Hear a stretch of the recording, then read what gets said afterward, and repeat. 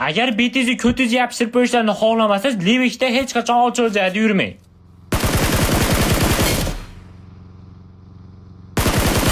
Mana sizlarga isbot. Menga o'xshagan jijimelar uzoqdan turib janinglarda achitib qo'yishi mumkin. Endi jigar go'shtlar ham oldiga borib turib, havoga ham aytganda обязательно savobga qolish uchun dabiki o'ynab qo'yamiz. Shayton beylar ham hayron, nima bo'ldi ekan deb. Jijimeyni qo'lda o'lib ketishgandan xabar yo'q. Mana endi shayton bazmni ham kattasiga yetib oldik. O'zi ham hamma jijimeylar mashatga qilyapti.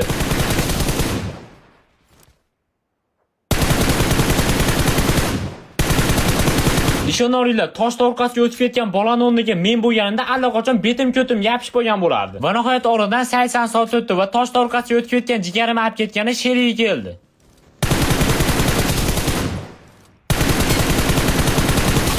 Kaneshda bularda ham easy tarzda to'kvardim. Keyin zona kelishni boshladi. Shuning uchun qo'limni oyog'imga olib yugurib ketsam, bitta kachirpeyimizni ko'rib oldim.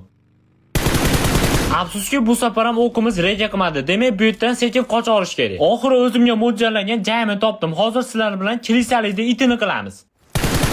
Omalakan kaltagan jigarbeyimiz bu yog'iga meni 24 ga qarg'ashi aniq, lekin bizga farqi yo'q. Asosiysi oxirgi jijimiyamiz ham bir narsa qilib o'tirib olsak bo'ldi.